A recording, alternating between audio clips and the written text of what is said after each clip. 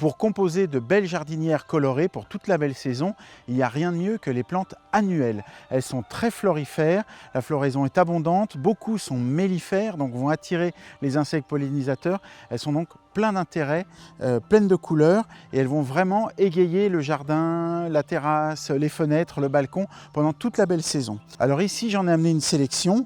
J'ai des pentasses, j'ai des bidins, du brachicaume et de la verveine à fleurs.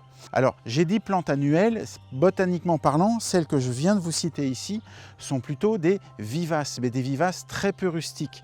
Donc, à moins d'habiter dans le Midi, en Bretagne ou en Corse éventuellement, vous pourrez les garder d'une année sur l'autre, mais ici, en région parisienne ou ailleurs, en France, dans des endroits avec des hivers un peu froids, ces plantes-là ne passeront pas l'hiver dehors. J'ai la pentasse.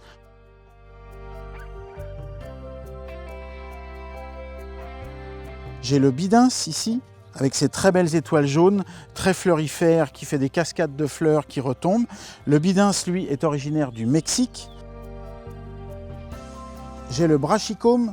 Brachicaume avec ses multiples fleurs violettes, là il est encore tout petit, puis il faut déjà que je le pince parce que les fleurs ont commencé à faner. Et le brachicaume qui va se couvrir de petites fleurs bleues, qui est même assez retombant, assez couvre-sol. Ça c'est vraiment très joli. Et puis la fameuse verveine à fleurs, avec toute une déclinaison de coloris assez incroyable, puisque là on a un rose pâle saumoné, là on a un mauve, mais ça peut être rouge, ça peut être rose, ça peut être blanc, ça peut être jaune. Il y a vraiment un nombre de couleurs incroyables. Elles ont toutes à peu près les mêmes besoins. Elles ont besoin d'être au soleil, elles ont besoin d'un sol meuble et riche, donc un sol assez léger, un sol profond, surtout très bien drainé. Donc on les utilise souvent en pot ou en jardinière. Il va falloir bien surveiller l'arrosage l'été. C'est-à-dire qu'il ne faudra pas laisser le sol sécher, sinon ça va compromettre leur floraison. Donc touchez régulièrement la surface de la jardinière et dès que ça commence à sécher, vous arrosez.